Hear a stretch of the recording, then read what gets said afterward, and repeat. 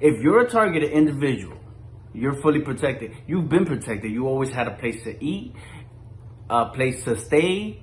You've always had food, I meant. Like, you always had a place to live. You've always had a roof over your head. You've always had what you needed. Nah, I'm not going to say you've always had what you wanted, but you've always had what you needed. Anything you needed has always been given to you because that's how fully protected you are. Right? Now, the enemy can't do anything to you. Picture it like this. Let me put it in the dummies version. Check this out. Imagine God, right? And God is having us a conversation with the devil, the ruler of this world here, the matrix, earth, whatever you want to call it, the underworld, hell, right? And God tells Satan, I'm going to send some of my light beings down to your world. And these light beings, they're not going to be governed by your laws and your rules. These light beings belong to me. They're going to have their own separate rules. But you can't touch these ones.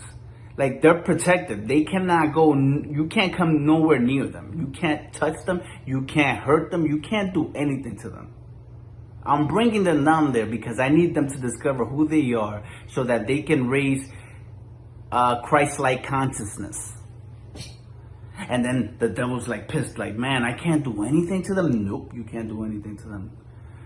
But whoa, can I at least follow them around and scare them and constantly be looking at them, you know? And God is like, sure, as long as you don't touch them. So now that I told you that, right?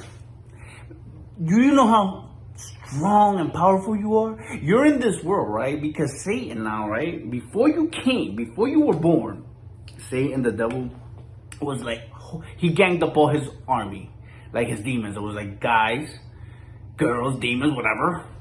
These light beings are coming down here. We can't do anything to them. And the demons were like, what do you mean we can't do anything to them? Like, no, they're untouchable. So what are we gonna do? They can mess things up here for us. They're very powerful. They belong to the Most High. And then Satan's like, okay. But they don't know that about themselves yet.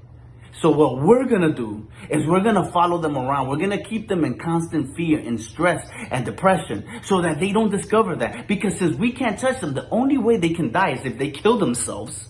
Or if they smoke and, die of cancer enough. Or if they die of an overdose. That's the only way they can die.